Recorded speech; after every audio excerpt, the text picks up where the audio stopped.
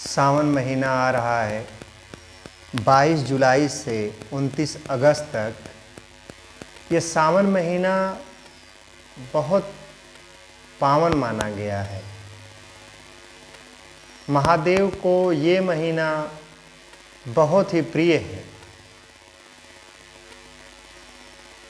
सावन महीना 12 महीने में एक ऐसा इकलौता महीना है जो महादेव के नाम पर समर्पित है।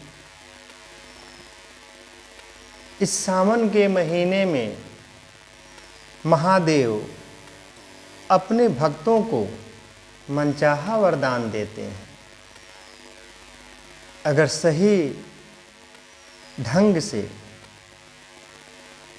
उनके प्रति समर्पित होकर पूजा पाठ किया जाए, अभिषेक किया जाए, तो निश्चित ही शिव जी अपने भक्तों पर प्रसन्न होते हैं।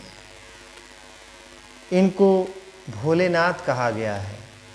शिव जी थोड़ी सी ही पूजा में प्रसन्न हो जाते हैं। एक बेलपत्र ही आप अगर उनको चढ़ाएंगे तो एक बेलपत्र पर ही वो प्रसन्न हो जाते हैं। सावन का महीना महादेव को इसलिए प्रिय है कि सावन का महीना जो एक प्रकृति के रूप में समर्पित हैं, जैसे शिव और पार्वती जी हैं, उसी तरह ये प्रकृति और ये संसार, क्योंकि प्रकृति और शक्ति के बिना यह संसार नहीं चलता है, एक दूसरे की पूरक हैं। सावन के ही महीने में शिव और पार्वती जी का विवाह हुआ था और शिव जी सावन के ही महीने में ससुराल आए थे। माता पार्वती जी शिव जी को पति रूप में प्राप्त करने के लिए हजारों वर्ष तक तपस्या की।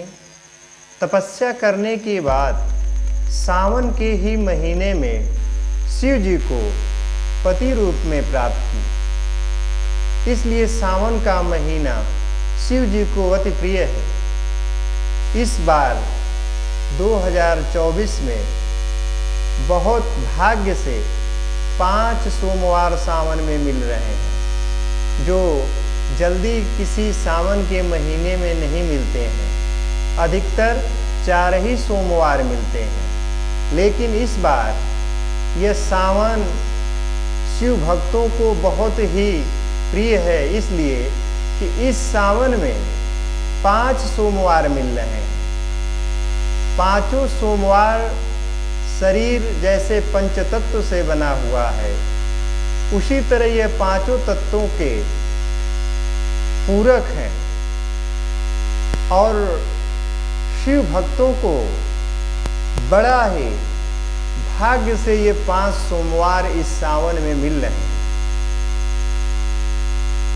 हर सावन में अधिकतर 4 ही सोमवार शिव भक्त को व्रत और पूजा के लिए मिलते थे, लेकिन इस 2024 में 5 सोमवार शिव भक्तों को मिल रहे हैं। इसलिए यह सावन अपने आप में बहुत महत्वपूर्ण हो गया है। सावन का महीना महादेव को अत्यंत प्रिय है। जब विष्णु भगवान शयन योग निद्रा में चले जाते हैं तो पृथ्वी का सारा कार्यभार शिवजी ही देखते हैं और इस महीने में शिव भक्त उन्हें जलाभिषेक करके और भिन्न भिन्न तरीके से व्रत और पूजा करके महादेव को प्रसन्न करने का प्रयत्न करते हैं। महादेव को भोलेनाथ भी कहा गया है। वो अपने भक्तों को तुच्छ परिश्रम और बेलपत्र पर भी प्रसन्न हो जाते हैं। उन्हें अवघड़दानी भी कहा गया है। वह मनचाहा वरदान देते हैं। वो भक्तों में कोई भेद नहीं करते। सावन का महीना इसलिए भी शिव जी को प्रिय है कि इसी सावन के ही महीने में समुद्र मंथन हुआ था। जिसको राक्षस और देवता लोग मिलकर किए थे। और इसी सावन के महीने में जब समुद्र मंथन हुआ तो उसमें जो विष निकला, तो महादेव जो नीलकंठ नाम से भी जाने जाते हैं, इस पूरी सृष्टि को बचाने के लिए, पूरे ब्रह्मांड को बचाने के लिए स्वयं विषपान कर लिया और देवताओं को अमृत दान कर दिया। अमृत देवताओं को दे दिया और स्वयं विष का पान कर लिए। इसीलिए इनको अवघड़ दानी भी कहा जाता है। तो सावन के महीने में जब सृष्टि को बचाने के लिए महादेव विष का पान किए तो देवता प्रसन्न हुए और इनको शीतल करने के लिए जलाभिषेक किए। तब से जलाभिषेक का भी प्रचलन शुरू हो गया है और महादेव को केवल जल अभिषेक से ही प्रसन्न किया जा सकता है, क्योंकि जल अभिषेक शिव जी को बहुत प्रिय है। शिव अवघड़ दानी है और यही सावन में तीज व्रत, नाग पंचमी, रक्षाबंधन, विभिन्न पवित्र पर्व हम लोग मनाते हैं। पार्वती जी ने तपस्या कर शिव जी को इसी सावन में ही प्राप्त किया। हजारों वर्ष तक तपस्या करने के बाद सावन में शिव जी उन्हें दर्शन दिए और पति रूप में माता पार्वती जी ने शिव जी को प्राप्त किया। और इसी सावन में ही शिव जी का विवाह भी हुआ था। इसलिए सावन का महीना महादेव को बहुत प्रिय है। सावन का महीना समृद्ध और सुख लाती है। चारों तरफ हरियाली ही हरियाली होता है। सावन का महीना जलाभिषेक करने के लिए, शिव जी को प्रसन्न करने के लिए बहुत ही उत्तम माना गया है। इस सावन के महीने में शिव भक्तों को तामसी भोजन से दूर रहना चाहिए। शराब, मांस, ये सब वस्तुओं से दूर रहना चाहिए, खाद्य पदार्थों से। पांचों सोमवार जो सौभाग्य से इस बार शिव भक्तों को मिले हैं, ये अपने आप में बहुत बहुमूल्य दिन है, बहुत महत्वपूर्ण दिन है। इन पांचों सोमवार को शिव जी को जलार्पण करें, व्रत करें। शिव जी को अभिषेक बहुत प्रिय है, मतलब जल चढ़ाना, दूध चढ़ाना, गन्ने का रस भी चढ़ाया जा सकता है। तो शिव को अभिषेक से प्रसन्न किया जा सकता है। उनको बेलपत्र बहुत प्रिय है। शिव जी को बेलपत्र इतना प्रिय है कि उनको बासी बेलपत्र भी चढ़ाया जा सकता है। बेलपत्र जो शिव को चढ़ा है उसको धोकर उन्हें पुनः चढ़ाया जा सकता है। बेलपत्र शिव जी को इतना प्रिय है। और एक खास बात यह है कि बिल्वपत्र सोमवार को नहीं तोड़ना चाहिए, क्योंकि सोमवार को बिल्वपत्र में शिव जी का वास होता है। अगर सोमवार को बेलपत्र चढ़ाना है तो एक दिन पहले रविवार को ही बेलपत्र तोड़ लेना चाहिए।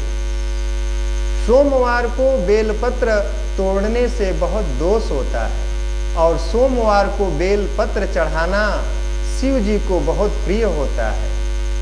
शिव भक्त बेलपत्र चढ़ा के मनचाहा वरदान प्राप्त करते हैं। भोलेनाथ अवघड़ दानी है, जो एक लोटा जल और एक बेलपत्र से ही प्रसन्न हो जाते हैं। बस भक्त के मन में सच्ची श्रद्धा और विश्वास होना चाहिए। सावन का महीना में व्रत और तप जो किया जाता है, इसका वैज्ञानिक कारण भी है, क्योंकि सावन के महीने में जो सूर्य कभी कभी दिखाई देता है, ज़्यादातर बादल ही छाए रहते हैं, जिससे हमारा पाचन तंत्र गड़बड़ हो जाता है। और व्रत रहने से हमारा पाचन तंत्र मजबूत होता है। इस समय दूध का भी सेवन हमें कम ही करना चाहिए। इसलिए सावन में शिव जी को भी दूध चढ़ाना उत्तम माना गया है, क्योंकि जो हमारे जानवर हैं इस समय जो घास खाते हैं उसमें ज़्यादा कीटाणु लगे होते हैं, जिससे दूध भी दूषित हो जाता है। तो दूध भी इसमें हमें ग्रहण नहीं करना चाहिए, बैगन नहीं खाना चाहिए, हरी पत्तियों का भी सेवन कम करना चाहिए जो साग सब्जियां हैं। सावन का महीना महादेव को अत्यंत प्रिय है। 12 महीने में जो एक ये सावन का महीना है यह शिव जी और शिव भक्तों को समर्पित है। इसमें सबसे महत्वपूर्ण जो कांवड़ियों का मेला है वह एक उत्तम पवित्र नदी से सरोवर से जल उठाते हैं और महादेव को पैदल चढ़कर नंगे पांव चलकर ले जाकर उन्हें अर्पित करते हैं, उनका अभिषेक करते हैं। यह कांवड़ियों का मुख्य मेला बैद्यनाथ जी में है, जो 100 किलोमीटर पैदल चलकर नंगे पांव कंधे पर जल ले जाकर बैद्यनाथ जी का जलाभिषेक करते हैं, महादेव को प्रसन्न करने के लिए उनका अभिषेक करते हैं। यह सावन का महीना महादेव से मनचाहा व्रत प्राप्त करने का सबसे सुनहरा अवसर है। और यह जो 5 सोमवार इस सावन में पड़ रहे हैं वो अपने आप में बहुत ही महत्वपूर्ण है, जो बहुत भाग्य से हम लोगों को इस बार 5 सोमवार देखने को और व्रत करने को मिल रहे हैं। इसलिए शिव भक्तों का यह 2024 का जो सावन का महीना है अत्यंत इस बार लोकप्रिय है और बहुत चर्चा में भी है कि इस बार 5 सोमवार पड़ रहे हैं। 5 सोमवार को व्रत करना चाहिए। इसमें अन्न और नमक का त्याग करना चाहिए। फलाहार से यह व्रत करें और महादेव को जल से अभिषेक करें, बेलपत्र चढ़ाएं, धतूर का फूल चढ़ाएं, मदार का फूल चढ़ाएं, समी पत्र चढ़ाएं। समी पत्र भी शिव को प्रिय हैं और कनेर का पुष्प भी शिव को प्रिय है। तो अपने महादेव को प्रसन्न करने के लिए और शिव जी से मनचाहा व्रत प्राप्त करने के लिए यह सावन का महीना शिव भक्त छोड़े नहीं और 5 सोमवार का व्रत करें, महादेव के चरणों में ध्यान लगाए, ओम नमः शिवाय का मंत्र करें। महिलाएं केवल नमः शिवाय का ही जप करें।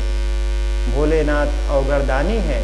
अगर सच्ची श्रद्धा और विश्वास से भगवान की पूजा किया जाए, उनका जलाभिषेक किया जाए, रुद्राभिषेक भी एक ऐसी पूजा है जो महादेव को बहुत प्रिय है, जिससे दूध से स्नान कराया जाता है, जलपूषा से स्नान कराया जाता है, रस से स्नान कराया जाता है, मधु से स्नान कराया जाता है, सरसों के तेल से भी स्नान कराया जाता है।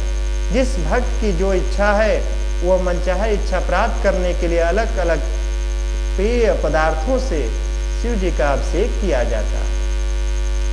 महादेव देवों के देव हैं,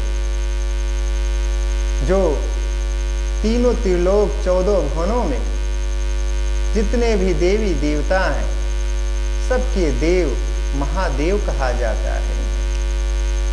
जो देव दानो मानो किसी में कोई भेद नहीं करते हैं, सबको उनके कर्मों का फल देते हैं और यह थोड़ी सी ही पूजा में प्रसन्न हो जाते हैं। बस भक्तों के मन के अंदर सच्ची श्रद्धा और विश्वास हो।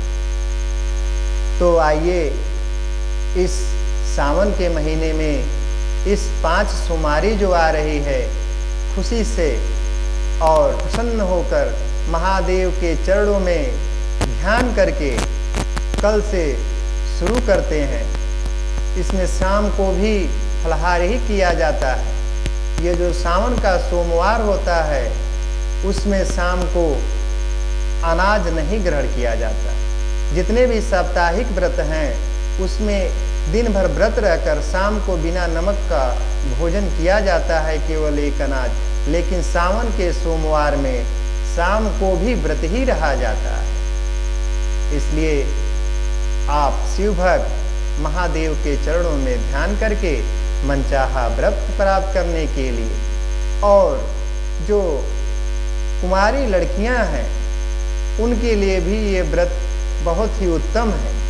जैसे माता पार्वती जी ने शिव जी को प्राप्त करने के लिए तपस्या किया था और सावन में ही शिव जी उन्हें प्रसन्न होकर वरदान दिए थे, उसी तरह सुंदर और श्रेष्ठ मनचाहा व्रत वर प्राप्त करने के लिए भी लड़कियों के लिए ये सावन का सोमवार व्रत बहुत ही उत्तम माना गया है। महादेव भोलेनाथ हैं, अपने भक्तों को वह जितनी भी उनकी मनचाहा वर है, इच्छाएं हैं, वह गुप्त रूप में पूरा करते रहते हैं।